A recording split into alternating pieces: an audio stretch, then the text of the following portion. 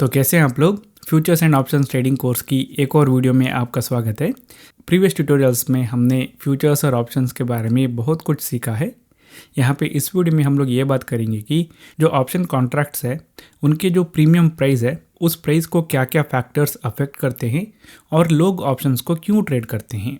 यहाँ पे वीडियो शुरू करने से पहले जो भी मैं डिस्कस करूँगा सिर्फ एजुकेशनल पर्पज़ के लिए है, ये किसी भी तरीके का रिकमेंडेशन नहीं है। ये कोर्स फ्री है, आप मेरे वीडियोस को लाइक और शेयर करके और मेरे चैनल को सब्सक्राइब करके सपोर्ट कर सकते हैं। तो यहाँ पे इस वीडियो के साथ कंटिन्यू करने से पहले अगर मैं ऑप्शंस के बारे में कुछ टर्म्स को यूज़ करता हूँ तो आपको उन टर्म्स के बारे में जो मीनिंग है उसका पता होना चाहिए।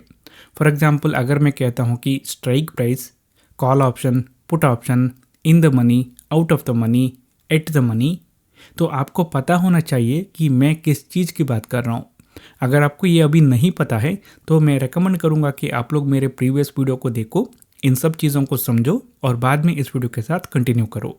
यहाँ पे एग्जाम्पल के लिए मैं यहाँ पे यूज़ करता हूँ निफ्टी 50 को, और हम लोग यहाँ पे एज्यूम करेंगे कि ये जो निफ्टी 50 है इसका अभी प्राइस चल रहा है 25,000 पे, बस एग्जाम्पल के लिए।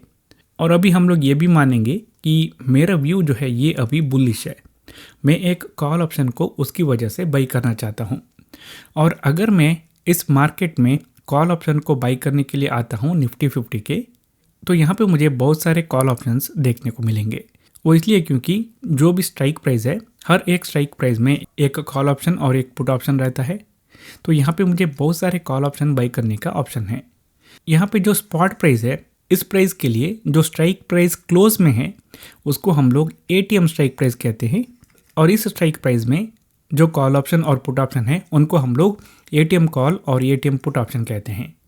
तो यहाँ पे क्योंकि मैं एग्जांपल में कॉल ऑप्शन की बात कर रहा हूँ, तो अगर मैं एक कॉल ऑप्शन को बाई करने के लिए सोचता हूँ तो कुछ कॉल ऑप्शंस के अंदर अभी कुछ वैल्यू है, कुछ मनी है, कुछ मनीनेस है, और कुछ ऑप्शंस के अंदर अभी मनीनेस नहीं है। फॉर एग्जांपल अगर मैं इन कॉल ऑप्शंस की बात करूं जो इन स्ट्राइक्स के अंदर है, जो मैं यहाँ पे सेलेक्ट कर रहा हूं, तो इन स्ट्राइक प्राइस के जो भी कॉल ऑप्शंस के इनके अंदर अभी मनी है, मनीनेस है। हम लोग इनको क्या बोलते हैं? ITM call options, in the money call options. उसी तरह ये जो स्ट्राइक प्राइस के अंदर जो कॉल ऑप्शंस है इनके अंदर अभी मनीनेस नहीं है, इनके अंदर अभी मनी नहीं है, हम लोग इनको कहते हैं out of the money call option contracts. यहाँ पे एटीएम है, आईटीएम है और ओटीएम है। अगर हम लोग यहाँ पे एटीएम से आईटीएम की तरफ बहुत दूर जाते हैं तो हम लोग उन स्ट्राइक प्राइस को डीप आईटीएम कहते हैं।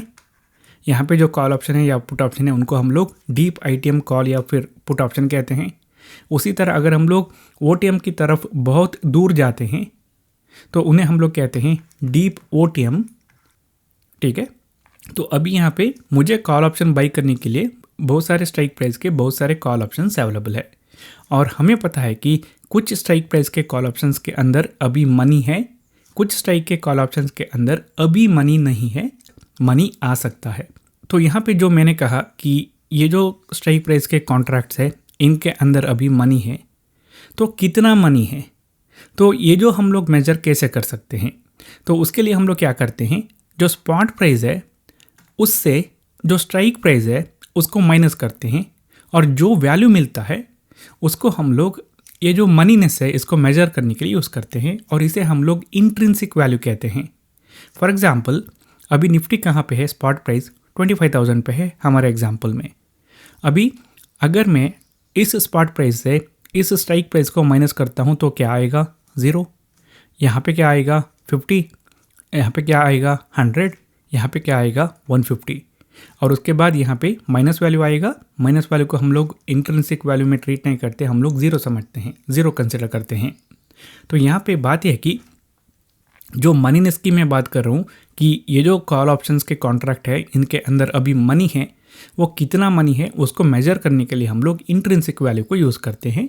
ये intrinsic value spot price minus जो भी स्ट्राइक प्राइस है वो करने पर हमें मिलता है। तो यहाँ पे हम लोग देख सकते हैं कि जैसे हम लोग डीप आईटीएम की तरह जाते हैं तो कॉन्ट्रैक्ट्स के अंदर जो मनीनेस है, जो इंट्रिंसिक वैल्यू है वो बढ़ता जाता है।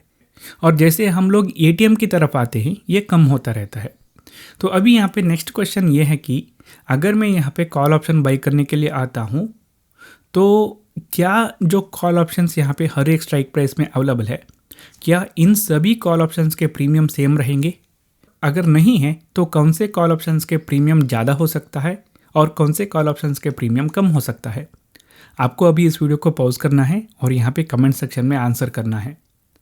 तो यहाँ पे आप लोगों ने गेस किया होगा, तो ये जो आईटीएम कॉल ऑप्शंस के कॉन्ट्रैक्ट्स है इनके जो प्रीमियम हैं वो ज़्यादा रहेंगे। ये जो ओटीएम कॉल ऑप्शंस के जो प्रीमियम्स है वो कम रहेंगे क्योंकि उनके अंदर अभी मनी नहीं है, आगे आ सकता है। एक ऑप्शन कॉन्ट्रैक्ट का जो प्रीमियम है वो बहुत सारे फैक्टर के ऊपर डिसाइड करता है और उनमें पहला फैक्टर है वो है इंट्रिंसिक वैल्यू। यहाँ पे क्योंकि आईटीएम ऑप्शंस के अंदर इंट्रिंसिक वैल्यू रहता है, कॉस्टली रहेंगे। कितना कॉस्टली रहेगा वो डिपेंड करेगा कि उसके अंदर कितना इंट्रिंसिक वैल्यू है और बाकी के जो फैक्टर्स है उनके ऊपर। तो यहाँ पे हम लोग ये भी कह सकते हैं कि ये जो 24,950 का कॉल ऑप्शन जो है इसका जो प्रीमियम है उससे ये जो 24,850 का जो कॉल ऑप्शन है इसका प्रीमियम ज़्यादा रहेगा। वो इसलिए क्योंकि इसके अंदर इंट्रिंसिक वैल्यू ज़्यादा है। उसी तरह अगर हम लोग कहते हैं ये जो 25,050 का जो स्ट्राइक प्राइस का कॉल ऑप्शन है इसका जो प्रीमियम रहेगा वो प्रीमियम ये जो 25,150 का जो प्रीमियम है उससे ज़्यादा रहेगा क्योंकि ये जो 25,050 है ये अभी जो मार्केट प्राइस है उसका क्लोज है। नेक्स्ट ईयर बहुत क्विकली इन द मनी बन सकता है और ये यहाँ पे ये स्ट्राइक प्राइस थोड़ा ज़्यादा दूर में है और ये इन द मनी बनने के लिए और भी ज़्यादा टाइम लग सकता है और या फिर ये इन द मनी बनने के लिए यहाँ पे मार्केट को और भी ज़्यादा मूव करना पड़ेगा। ये सब बहुत सारे फैक्टर्स है जो ऑप्शन प्रीमियम को अफेक्ट करते हैं और उनमें से एक है इंट्रिंसिक वैल्यू। और उसके साथ जब भी हम लोग मार्केट में ट्रेड करने की बात करते हैं तो वहाँ पे सप्लाई और डिमांड जो रहता है, अगर किसी चीज़ के लिए सप्लाई एकदम बढ़ जाता है तो प्राइस गिर सकता है, अगर किसी चीज़ के लिए एकदम डिमांड बढ़ जाता है तो प्राइस क्विकली बढ़ भी सकता है। और सप्लाई और डिमांड जो है वो भी यहाँ पे जो प्रीमियम का प्राइस है उसको अफेक्ट कर सकता है। यहाँ पे इंट्रिंसिक वैल्यू बढ़ते ही ये जो ऑप्शन प्रीमियम का प्राइस है वो इसलिए बढ़ता है क्योंकि जो ऑप्शन यहाँ पे सेल कर रहा है उसका रिस्क भी यहाँ पे बढ़ते जाता है। इंट्रिंसिक वैल्यू बढ़ते बढ़ते वो इसलिए क्योंकि अगर मैं ऑप्शन को बाई करना चाहता हूँ तो कोई तो मुझे सेल करने के लिए चाहिए। हमें पता है कि ऑप्शन ट्रेडिंग में जो बाई करता है उसका मैक्सिमम लॉस क्या हो सकता है, जो प्रीमियम वो पे किया है वो, पर जो सेल किया है उसको बड़े लॉस हो सकता है। इसके बारे में हमने प्रीवियस कुछ ट्यूटोरियल में डिस्कस किया है। तो उसकी वजह से जैसे ही रिस्क बढ़ते जाएगा तो वो ऑप्शन सेलर है वो अपने कॉन्ट्रैक्ट के लिए प्रीमियम ज़्यादा मांगता रहेगा क्योंकि उसका रिस्क यहाँ पे बढ़ रहा है।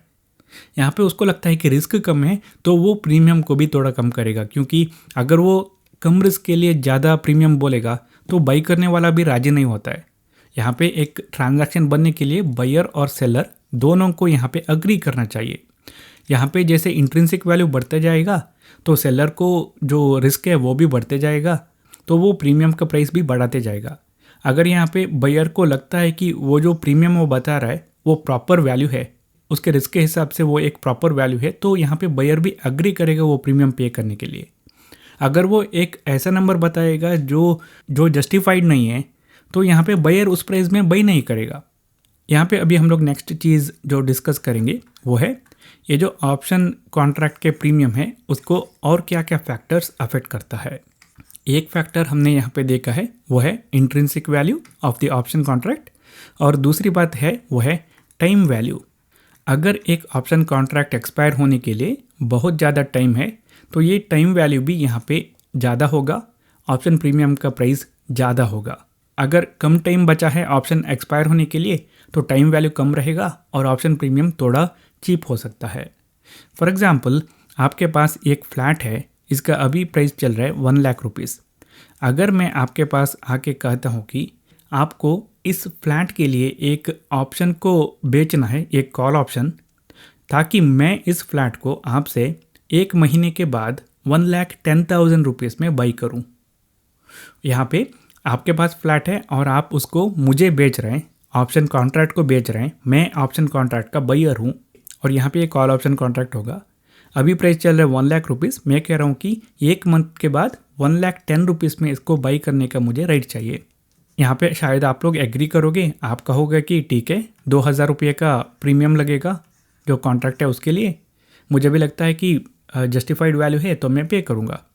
अगर मैं आपसे इसी सिचुएशन में कहता हूँ कि मुझे आपका फ्लैट को 1,10,000 रुपीज़ में बाई करने का राइट देने वाला कॉल ऑप्शन को आपको बेचना है, पर ये कॉन्ट्रैक्ट एक्सपायर होगा 1 ईयर के बाद, 1 साल के बाद, तो अभी आपको ये भी सोचना पड़ेगा कि 1 साल में कुछ भी हो सकता है। ये जो फ्लैट का प्राइस है, अगर इसका डिमांड बहुत बढ़ता है तो 2 लाख पे भी जा सकता है। अगर 2 लाख पे जाएगा तो आपको बड़ा लॉस होगा। तो अभी आप लोग क्या करोगे, इस कॉन्ट्रैक्ट को मुझे बेच तो सकते हो, आप अभी प्रीमियम क्या करोगे, बढ़ाओगे। मे बी आप लोग कहोगे कि 15,000 रुपीज़ का प्रीमियम दे दो। यहाँ पे टाइम वैल्यू है, वो भी यहाँ पे जो ऑप्शन कॉन्ट्रैक्ट का प्रीमियम है उसको अफेक्ट करता है। तो यहाँ पे अगर यहाँ पे टाइम वैल्यू कम है तो ऑप्शन कॉन्ट्रैक्ट का जो प्रीमियम है वो भी यहाँ पे कम हो सकता है।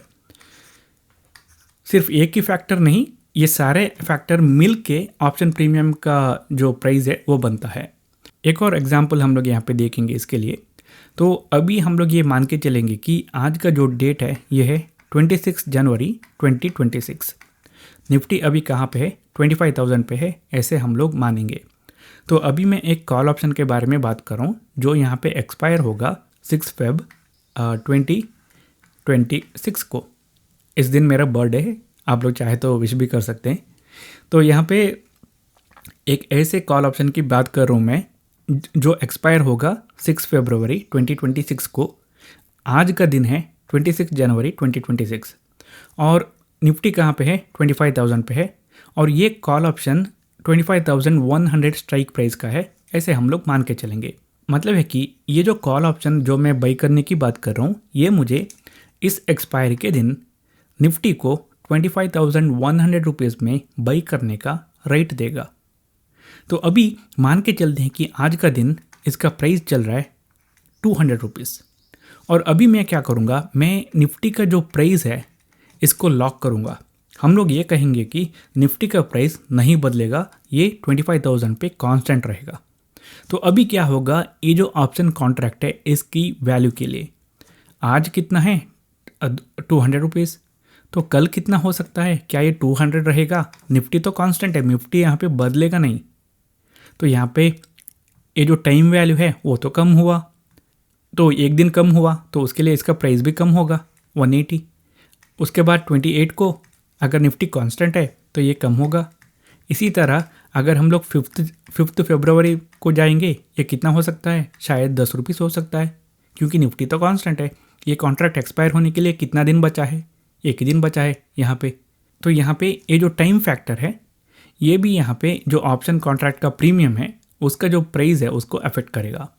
तो नेक्स्ट चीज़ हम लोग यहाँ पे डिस्कस करेंगे वो है वॉलेटिलिटी, जो यहाँ पे इस ऑप्शन कॉन्ट्रैक्ट के प्रीमियम को अफेक्ट करता है।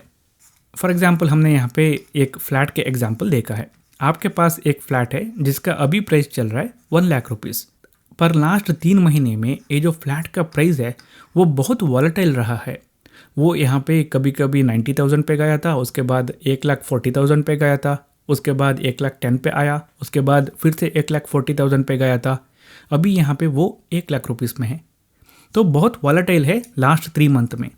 अभी मैं अगर आपके पास आके ये कहता हूँ कि आपका फ्लैट का प्राइस अभी 1 लाख रुपीज़ है, मुझे आपसे एक ऐसा कॉल ऑप्शन खरीदना है जो मुझे आपके फ्लैट को 1 महीने के बाद 1,10,000 रुपीज़ में बाई करने का राइट दे। आप लोग अभी कॉल ऑप्शन को बेचोगे मुझे आपके फ्लैट के लिए। तो अभी जो कॉन्ट्रैक्ट के लिए प्रीमियम आप लोग डिसाइड करोगे, क्या उसमें आप लोग ये भी कंसिडर नहीं करोगे कि जो लास्ट 3 मंथ में जो फ्लैट का प्राइस है जो बहुत फ्लक्चुएट हो रहा है उसको आप लोग कंसिडर करोगे कि नहीं करोगे? कंसिडर करोगे, क्योंकि आपको लगता है कि प्राइस तो बहुत क्विकली ऊपर नीचे जा रहा है, हो सकता है कि ये 2 लाख में भी जाए। अगर ऐसा जाएगा तो क्विकली भी जा सकता है, 1 महीने के अंदर भी जा सकता है, तो उसकी वजह से आपके लिए रिस्क यहाँ पे ज़्यादा है। तो आप लोग क्या करोगे, प्रीमियम में जो वॉलेटिलिटी का जो रीज़न है उसकी वजह से और थोड़ा प्रीमियम का प्राइस ज़्यादा करोगे, बढ़ाओगे। अगर आपका फ्लैट का जो प्राइस है वो लास्ट 2 ईयर से सिर्फ 1 या 2 हज़ार रुपीज़ ऊपर नीचे होता रहता है, ऊपर नीचे हो रहा है, तो ऐसे सिचुएशन में वॉलेटिलिटी नहीं है, स्टेबल प्राइस चल रहा है, तो हो सकता है कि उस वॉलेटिलिटी फैक्टर को आप लोग ज़्यादा इंपॉर्टेंस न दोगे। जो प्रीमियम आप कॉन्ट्रैक्ट के लिए बताओगे उसके लिए वॉलेटिलिटी फैक्टर के लिए थोड़ा सा आप लोग प्रीमियम चार्ज करोगे उसके लिए। उसी तरह यहाँ पे होता है मार्केट में।